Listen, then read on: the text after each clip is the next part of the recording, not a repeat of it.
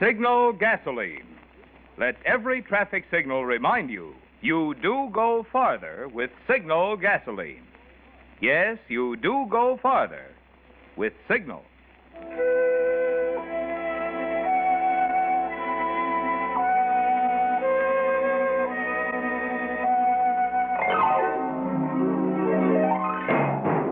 The Signal Oil Company and your neighborhood Signal dealer bring you another curious story by The Whistler. Tonight, Blueprint for Suicide.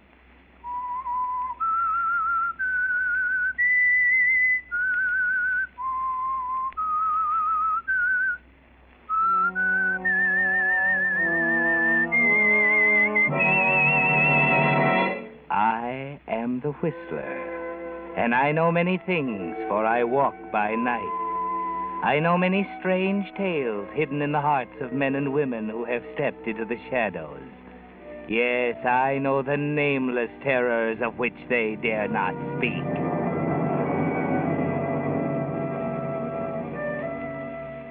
The Pagliacci legend of the show must go on, even though the heart is breaking, has been played out many times upon the stages of the world. But sometimes it doesn't come off just right. For instance, take the case of David Dane, the comedian. He's one of the most popular performers in the theater. And as he stands out in the glare of the footlights on the stage of the Regent Theater, you'd think he would be the most carefree man in the world. Everybody loves him. He's got everything: fame, fortune, a pretty wife. There she is, standing in the wings, watching him, smiling at his joke. And anyone who saw you, Martha, greeting David as he comes off the stage would be sure you meant what you say. How was it, Martha? Wonderful, darling. Well, you better take another curtain, Mr. Dane. Go ahead, David. Okay.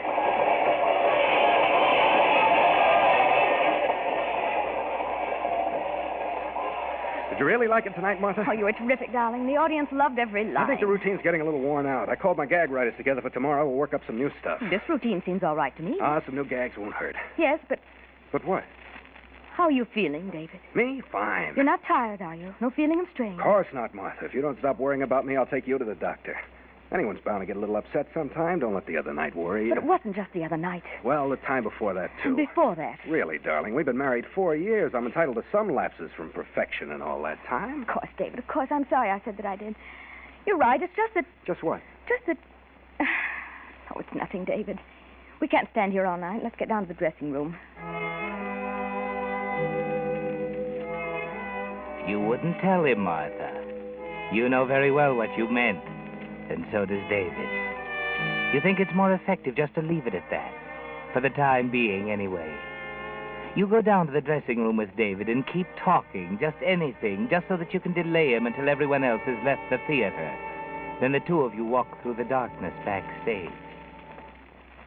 There's nothing so somber and eerie as an empty, dark theater, is there, David? Oh, it frightens me. So empty and dismal. Oh, What? I tripped over something. Well, here, let me help you. After all this time, you should know the place as well as I do. I'm all right.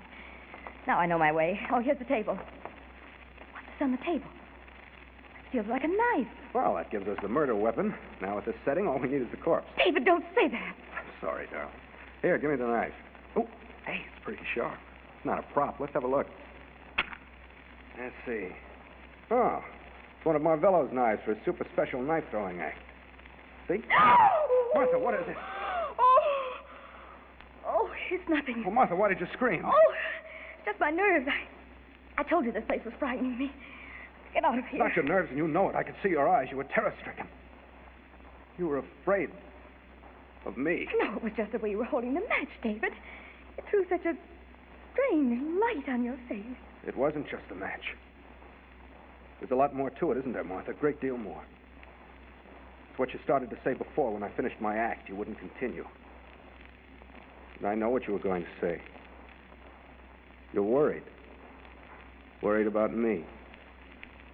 You think there's something wrong with me, don't you?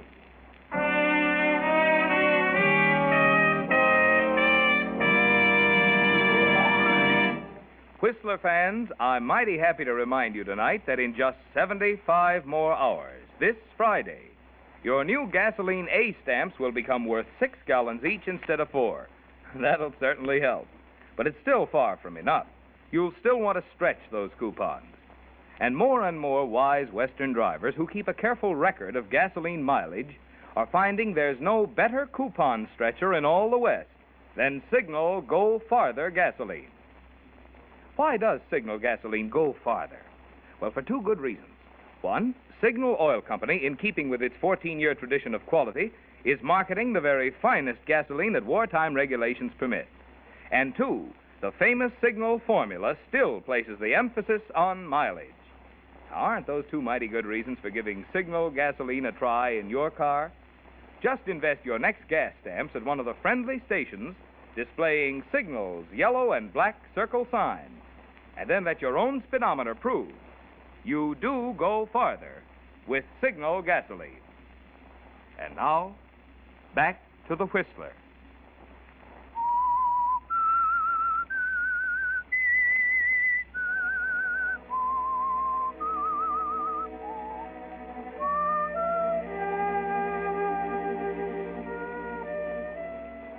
Well, Martha, your little plan is working very well, isn't it?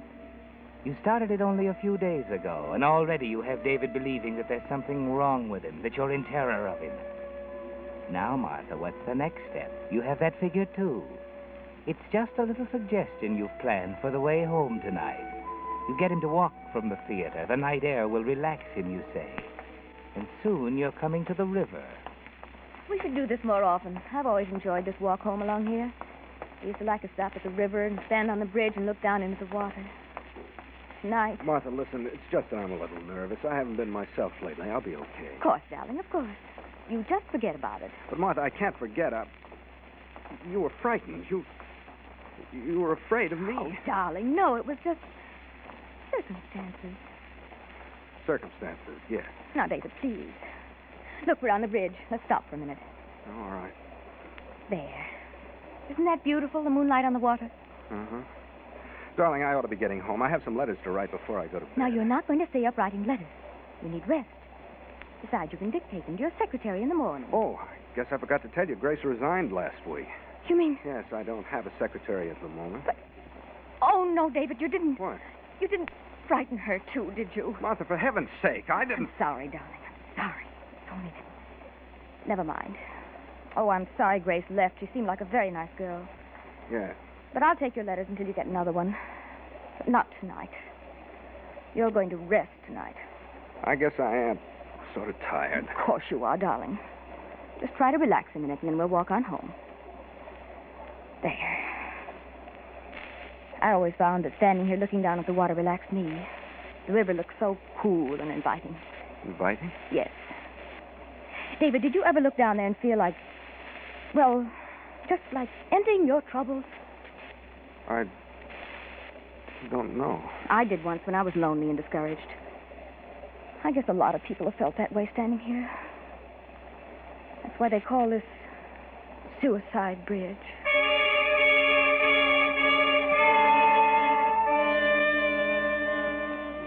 Very neat, Martha. Just a suggestion, nothing more. But a suggestion that will stick in his mind in the days to come. You can tell that by the look in his eye. But you don't press it. You just walk on home chattering about things. You're pretty satisfied with yourself, aren't you, Martha? You were even able to twist Grace's resignation the way you wanted it. And you're happy to have her out of the way, too, aren't you? His pretty secretary might have made your job more difficult. But now you're so contented when you arrive home that you take time off for a phone call. Hello, darling. Yes, I'm home. No, he can't hear. He's in the shower. I just wanted to hear your voice. Oh, yes, tomorrow, too. Same place. Well, I must hang up now. Oh, I love you, too, darling. Goodbye. Isn't that romantic? You love him, don't you, Martha? And he loves you. But what about your husband, David? How many times have you vowed never to leave him, and he never to part with you? And you know that he meant it. But you have your own ideas on the subject, a plan that's bound to work. It's dark now. David's asleep. But you're not. You can't sleep. You've got work to do. You've got a lot of work to do. Martha, what's wrong? What is it? Where's that light? Oh, here. Oh, David. David, why did you do it? Why? Martha, get hold of yourself. Stop it. Oh, I felt hands on my throat. I thought I was having a nightmare, but Martha. I couldn't breathe. I opened my eyes, and there you were, leaning over me. Trying to choke me. Martha, you don't know what you're saying. You were having a nightmare. No, I wasn't. It was you, David. No, Martha, it's impossible. I couldn't. It's so incredible. Oh, there, now, dear, don't excite yourself, please. You couldn't help it. You didn't know what you were doing. You must have been asleep. It's fine. I'm not responsible for my actions. I tried to... Tonight I tried. One night I succeed. It's horrible, Martha. I can't go on like this. You just get some rest now, David. Tomorrow you'll be feeling fine again. Sure, I'll rest, and maybe tomorrow morning you'll be dead. I'm the one who should be dead. Stop that, David. Yes, I should be dead, but even dead, I'm worth nothing to you. If I committed suicide, you couldn't even collect my insurance. You're talking nonsense, David. You know I'm not interested in your money. And I'll leave you right now if you don't stop talking of suicide. You're much too good for me, Martha. Why did you ever marry me? You've stuck by me through so much trouble. And I'll never leave you. Never, Martha? Of course not. Let's stop talking about it. As long as we can't sleep, would you like for me to read to you? Anything you say. Well, then, here's some of Oscar Wilde's poetry. I started reading it last night. Would you like to hear it? Yes, okay with me. Nothing. You just lie back and try to get to sleep, David. Let's see. I guess I'll start with this. Doesn't seem familiar. He did not wear his scarlet coat, for blood and wine are red. And blood and wine were on his hands when they found him with the dead. The poor dead woman whom he loved and murdered in her bed. What are you waiting for? Go ahead. I don't think this is very good. Here, I guess I'll try something else. No, I think it's excellent. Go ahead, Martha. It's awfully long. I've got time. Well, I'll skip some. Let's see. Oh, I'll start here. Yet each man kills the thing he loves. By each let this be heard. Martha? Shall we try a different poem, darling? No. Some kill their love when they are young, and some when they are old. Some strangle with the hands of lust.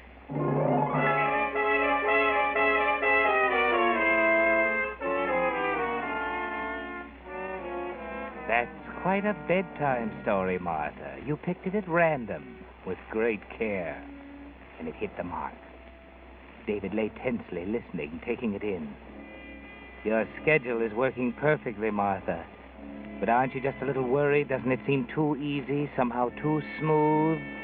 There can't be a slip-up, can there? No one knows, not even the man you love. When you meet him the next afternoon, he says... You look radiant today, Martha. Why so happy? Oh, it's this beautiful day, darling. And meeting you. I really shouldn't be feeling so happy, though. I was up most of the night. Oh, again? Yes, it's David. Just isn't well. I can't imagine what's the matter with him. He acts so strangely. Martha, darling, you can't go on like this. Yes, I know, darling. I almost asked him for a divorce last night, Yeah? but I just couldn't. Oh, he's so ill, and he needs me. It would break his heart. But, Martha, you've got to think of yourself. I know, but I just can't. I don't love him anymore, but I just can't hurt him now. Not now. Well, I admire you for it, Martha, but what about us? Oh, I don't know, darling. I don't know. Maybe later something will work out, but now I mustn't stay much longer. I have to get back to him. Why? I thought we were going to spend the afternoon in... I know, but he's having a conference with his writers, and his secretary quit him last week, so he needs me to take notes. I can't disappoint him. Please understand, darling.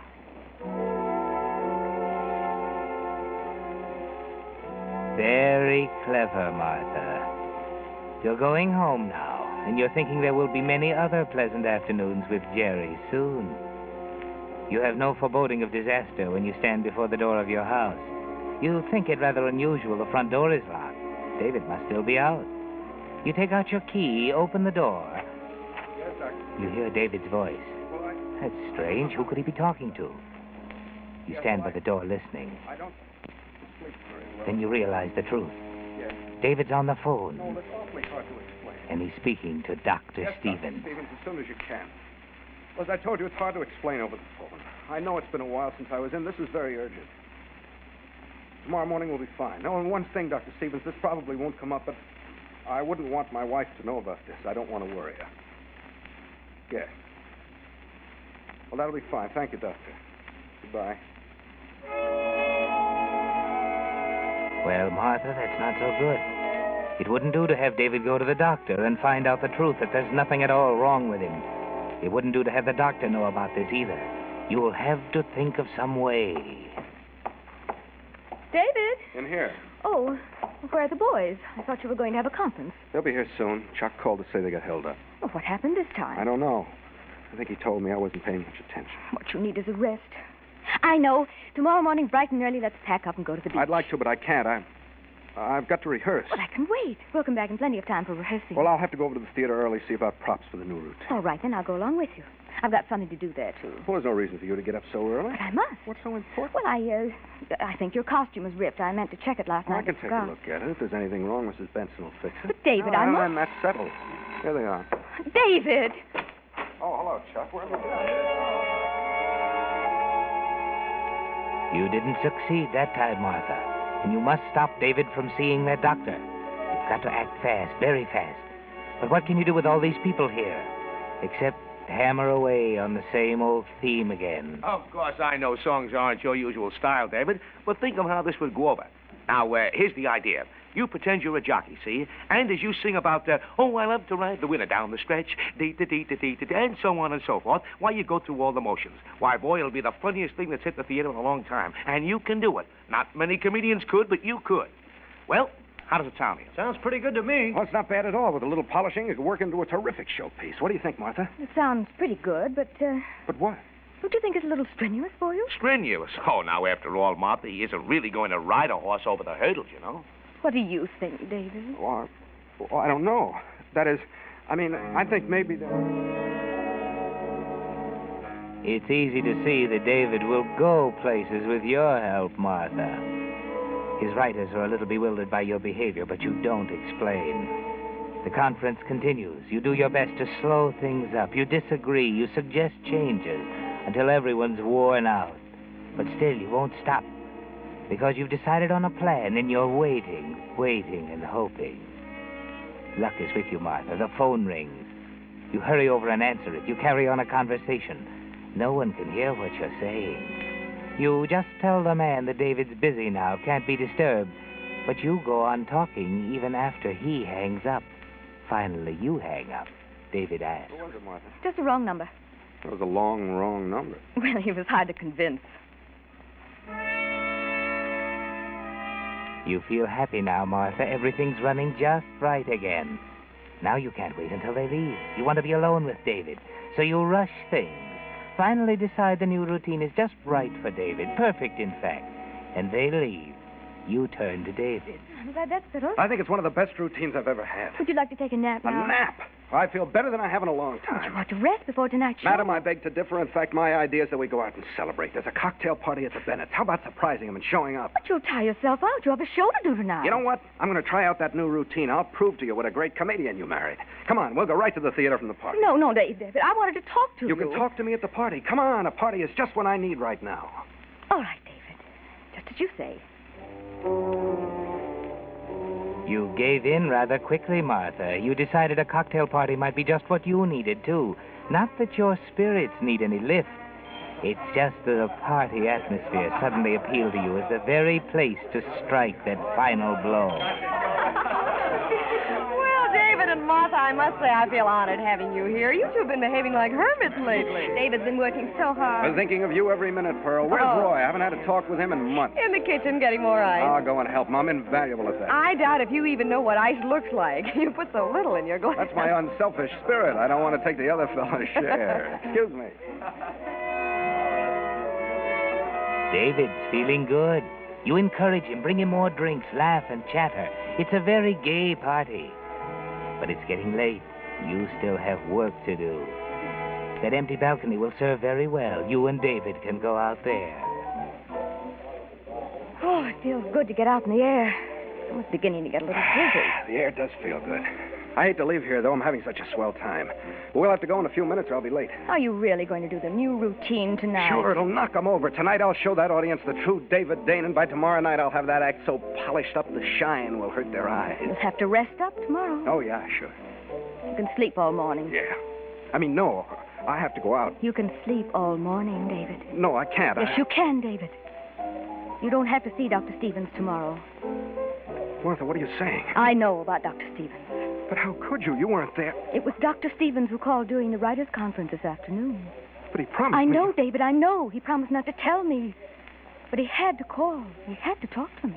I don't understand. He promised me. He didn't know what to tell you. Well, if it was just to break the appointment, I don't see why he had to make such a ceremony out of it. Oh, I wish it were that, dear, but it wasn't. You see, he didn't know what to tell you after he examined you. Well, how could he until the examination was over? After all, if I wanted my doctor to be psychic, I'd go to some sort of spiritualistic medium. No, David, please, darling, you don't understand. He realized why you wanted to see him, and after all, he knows you, and, well, he didn't see any point in examining you, but he was willing to go through the motions. He wanted to talk to me about what to tell you. I mean, how much to tell you. Oh, David, I'm telling this very badly. On the contrary, you're making it very clear. No, I'm not. It's just that I that can't. there's nothing any doctor can do but break it to me gently. That's it, isn't it? That's what it amounts to. Hey, David, you're going to be late for the show. Yes, by all means. I mustn't be late for the show.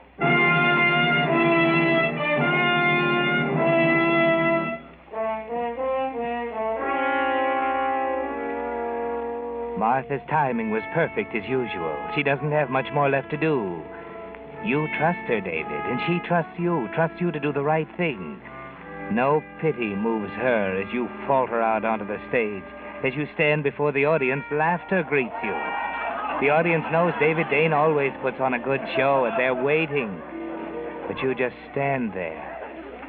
How about it, David? Yeah, come on, David. In a moment, they're calling to you, David, and you start your routine falteringly. Within a minute, they're laughing. But this time, it's not with you, David, but at you. The audience you usually hold in the palm of your hand has become a fearful thing. And all of Martha's insinuations come up and overwhelm you suddenly. You break. You can't go on. But you try. Even though you know this is the end of David Dane's comic.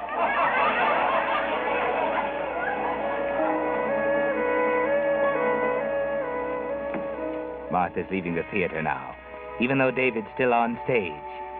Yes, Martha, those who see you leave think you can't bear the sight of David's failure. But that's not exactly the reason. You don't want to wait for David. You'd rather drive off in the car and leave David to walk home alone. Walk home alone. And pass by the clear, inviting waters under Suicide Bridge. You go back to the house and wait. The phone call probably won't come for hours. You keep watching the clock, 11:30, midnight. You don't want to be far from the phone. You curl up on the big chair in front of the make-believe fireplace. You're almost wishing this were all make-believe, too. Almost. The phone still doesn't ring. Your eyes won't stay open. It's almost 1 o'clock. You're fast asleep, Martha. Martha? Martha? Martha? You don't hear him, Martha. Martha? All these days and nights have made you very tired, so tired that you sleep soundly now. And David doesn't see you hidden in that big chair facing the fireplace. It looks as if your plan didn't succeed, Martha. Not the water. No, not for David, the river. There's another way, a surer way. No one can see him and stop him. You'd better wake up, Martha. Can't you hear that sound? It's gas. Gas to take David's life. Gas, Martha. You were right to trust David. He'll always do the honorable thing. He won't burden you with himself anymore, Martha. But it's getting late. You better wake up now, or you won't ever know how your plan succeeded. David. David.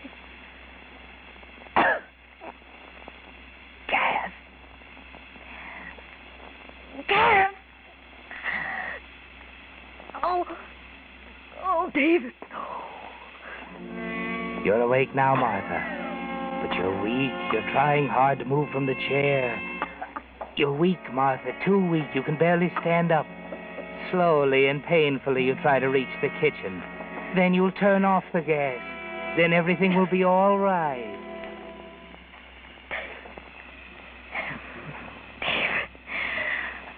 No. David.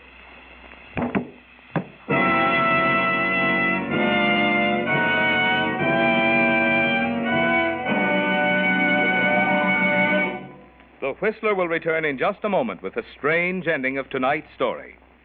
Meantime, because car batteries are still on the list of critical shortages, your Signal gasoline dealer wants to pass along these tips on summer care that will help your battery last longer and give better performance. First of all, batteries need a drink oftener in summer, at least every 2 weeks, to replace water that evaporates. But water isn't the only attention your battery needs. Terminals corrode and cut down the battery's efficiency. If the corrosion isn't stopped, it can spread and ruin the battery cables. Fortunately, your Signal dealer is a trained expert at battery care. He not only has complete equipment for battery testing, cleaning, and recharging, but he also has replacement cables in case yours is too badly corroded. Yes, and if need be, he can supply you with a premium quality, fully guaranteed Signal battery. Although, because of the wartime shortage, he'd rather make your present battery last. So get in the habit of stopping in at one of the friendly stations displaying Signal's yellow and black circle sign at least every 2 weeks for a battery checkup. It's part of your Signal dealer's complete service to help your car run better, look better, and last longer. And now, back to the Whistler.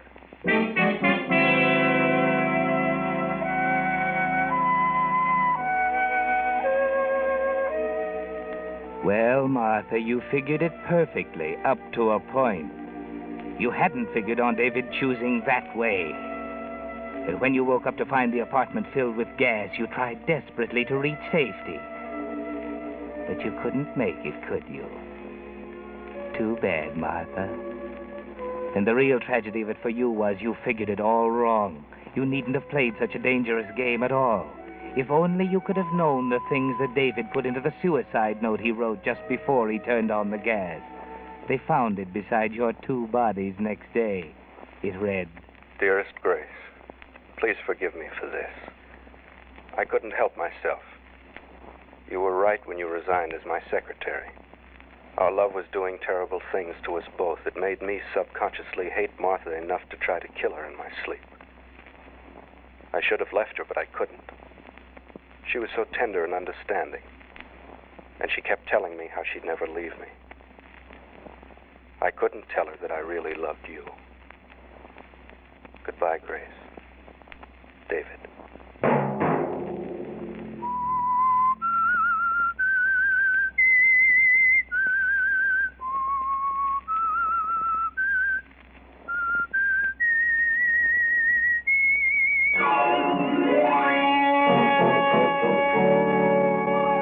Next Monday at 9 o'clock, The Whistler will bring you another strange tale.